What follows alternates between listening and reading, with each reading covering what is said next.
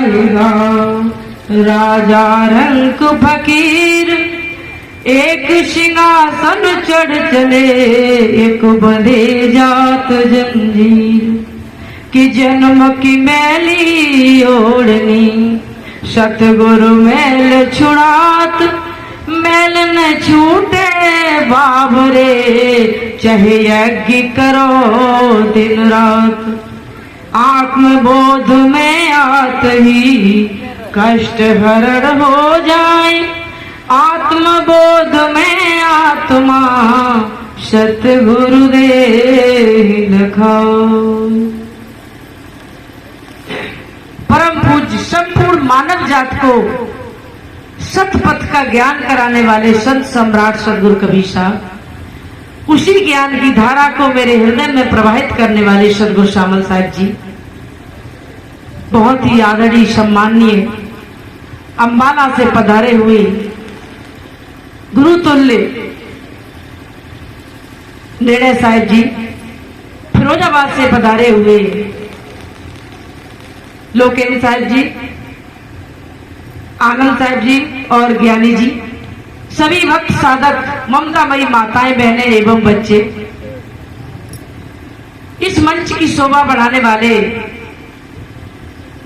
संतों के विषय में जितना हम कहें उतना बहुत ही थोड़ा होगा, क्योंकि ये अपने आप में एक महान विभूति है। साहिब जी से हम अम्बाला में नवंबर में मिले थे। पहली बार जैसे ही दर्शन हुए, अंतःकरण में वो छवि बस गई। मुझे आपका प्रवचन, आपका व्यवहार, आपकी रहनी बहुत ही पसंद आई और निवेदन किया कि साहिब जी मेरे क्षेत्र में भी कभी समय निकालना, दर्शन देना। 90 साल के लगभग उम्र होगी।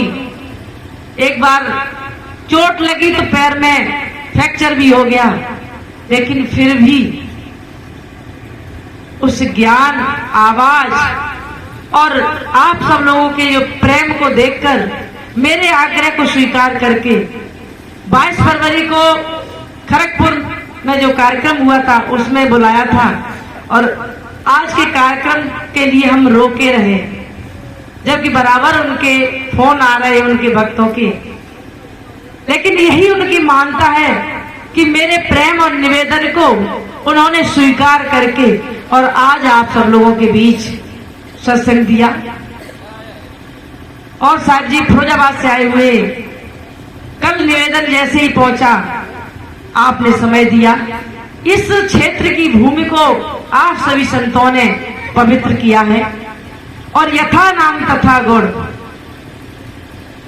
साहब जी के विषय में और क्या कहें, एक तरह से पूरा निर्णय सत्संग सुना ही चुके। 2 दिन से थोड़ा अस्वस्थ भी है, तो ज्यादा कुछ बोलने का मेरा विचार नहीं है।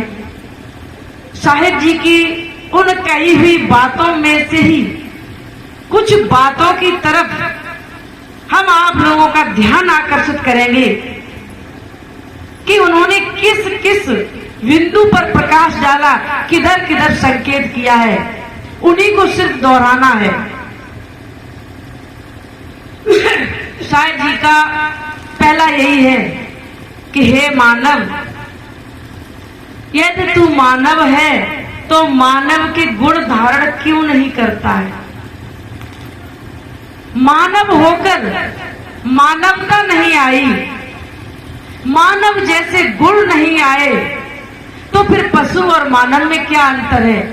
साहिब ने कहा है कि मानव तेरा गुण बड़ा, मांस न आवे काम, तेरा मांस काम नहीं आ सकता है, तेरे इस चमड़े के कोई भी आवरण नहीं बन सकते, कुछ भी बजाने के यंत्र नहीं बन सकते, सिर्फ तेरा गुण बड़ा है।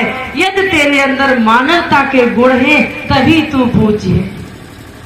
लेकिन हम युग युग से हम खोज रहे हैं सुरपुर के भगवान को, किंतु न खोजा अब तक हमने हृदय के भगवान को।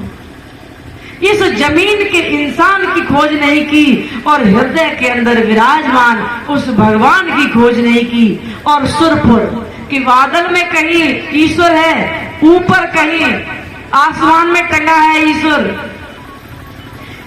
किसी बिल्डिंग या पेड़ पर बैठा है या किसी मंदिर मस्जिद जलाशय में बैठा है, ऐसी हमारी खोज रहती है। और पता नहीं ये ऐसा सोचने पर किन लोगों ने आपको मजबूर किया है, ऐसा किस वेद शास्त्र में लिखा है, किस पुराण में लिखा है। यदि ऐसा लिखा है कि वो कोई ईश्वर ऊपर है, तो हम उस वेद शास्त्र पुराण को सब झूठा ठहराते हैं।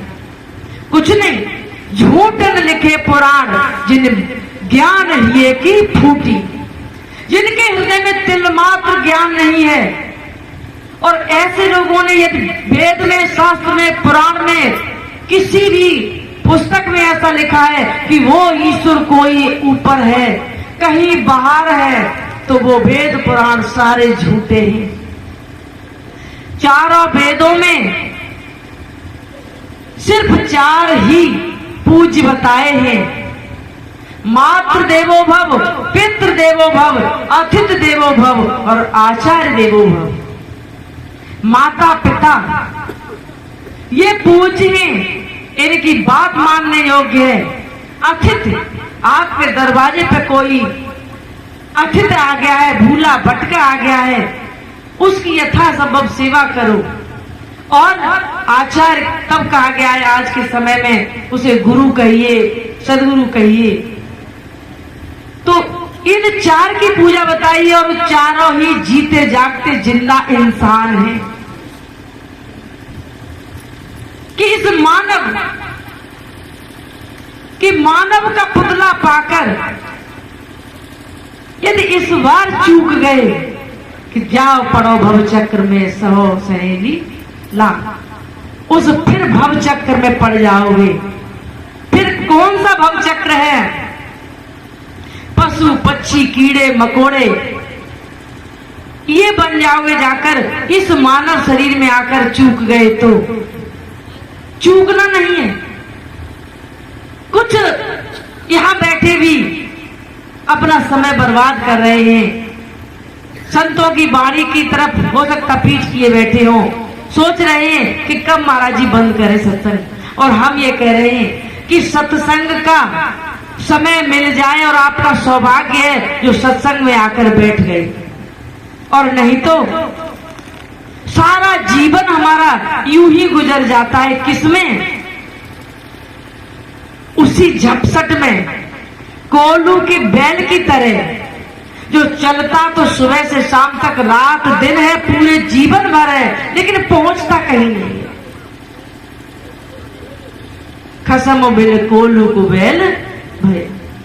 कबीर साहब ने कहा है कि बगैर उस परम तत्व, परम आत्मा, परम ज्ञान के बिना, हे मानव, तू मानव होते हुए भी कोल्हू का बैल बना बैठा है।